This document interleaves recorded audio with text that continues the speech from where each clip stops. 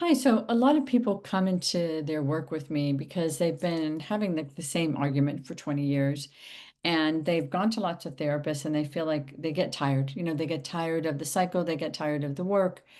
They just want to get along. They want to just be able to come home, relax, not have a fight, and hang out together, and things go much better.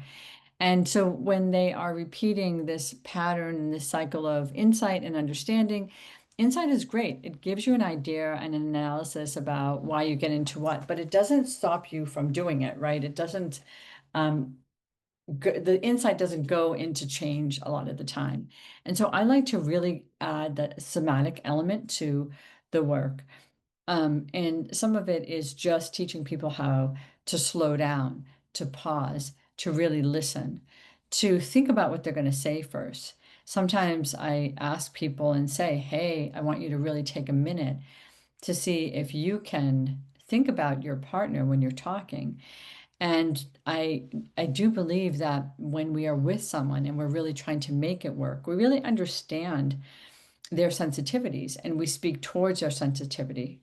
A lot of people might say to me, like, I don't want to be so protective and so walking on eggshells with that person's sensitivity. And that's not the angle that I'm addressing this idea about really understanding people's sensitivity or your partner's sensitivity, but it's being able to work with that, addressing, yes, I know this is sensitive for you, but I really need to talk about it. So, for example, here's a big example of things that are hard to talk about is intimacy. And some of my couples might have not had sex in months, or they might have sex and it's just something that it feels like it's a rough communication patch, not something that flows or is aligned with the closeness that they want to have. And it's discouraging. And it's sometimes I feel like the sexual intimacy in a relationship mimics the emotional connection in the relationship. And sometimes I think the friendship element of relationships are really strong. But to break into being vulnerable together, being soft together, even being physical together is huge, right? Because that really takes being in sync, cueing in, slowing down, not having expectations, watching out for the way you feel criticized. And so there's a lot of other elements in an intimate scenario that people sometimes really have to slow down and take some time to build that trust back.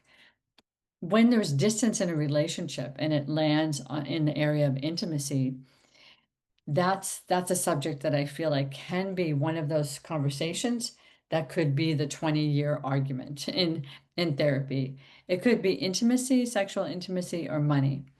And wouldn't it be great to solve those two things? But again, some problems aren't solvable. We have to think outside the box. So I like to slow the mind down, teach some very somatic skill set to people so that they can actually stop and breathe and imagine that it could be easier in the conversation, that they could actually be accountable for some of the things that are they're sensitive to, but also be willing to look at how to talk about things so that there's not blame or fault on either side, but this more like, how are we going to collaborate with this? This is a sensitivity for both of us. This is something that we both are stuck in. There's a stuckness to it. So how can, like in the terms of intimacy, how can it be eased up enough to look at it so it doesn't feel like so fraught with eggshell walking?